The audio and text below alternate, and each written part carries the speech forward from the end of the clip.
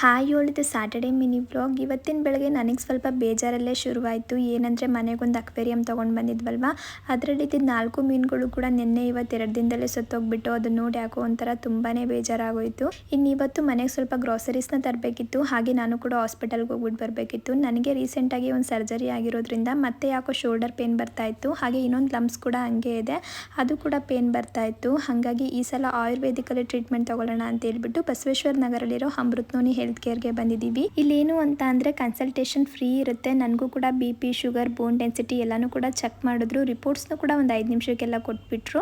ಹಾಗೆ ನನ್ನ ಪ್ರಾಬ್ಲಮ್ಗೆ ಯಾವೆಲ್ಲ ಮೆಡಿಸಿನ್ಸ್ ತೊಗೊಳ್ಬೇಕು ಅಂತ ಹೇಳಿ ಡಾಕ್ಟರೇ ಸಜೆಸ್ಟ್ ಮಾಡಿದ್ರು. ಇನ್ನು ನಿಮ್ಮ ಮನೇಲೂ ಕೂಡ ಯಾರಿಗಾದರೂ BP, ಶುಗರ್, ಆರ್ಥರೈಟಿಸ್ ಯಾವುದೇ ಥರ ತೊಂದರೆ ಇದ್ದರೂ ಕೂಡ ಸ್ಕ್ರೀನ್ ಮೇಲೆ ನಾನು ನಂಬರ್ ಕೊಟ್ಟಿರ್ತೀನಿ, ಕಾಂಟ್ಯಾಕ್ಟ್ ಮಾಡಿ. ಇಲ್ಲಾಂದರೆ ಹೆಲ್ತ್ ಕೇರ್ಗೆ ವಿಸಿಟ್ ಮಾಡಿ ಈ ಆಪರ್ಚುನಿಟಿನ ಯುಟಿಲೈಸ್ ಮಾಡ್ಕೊಳ್ಳಿ, ಆಯಿತಾ.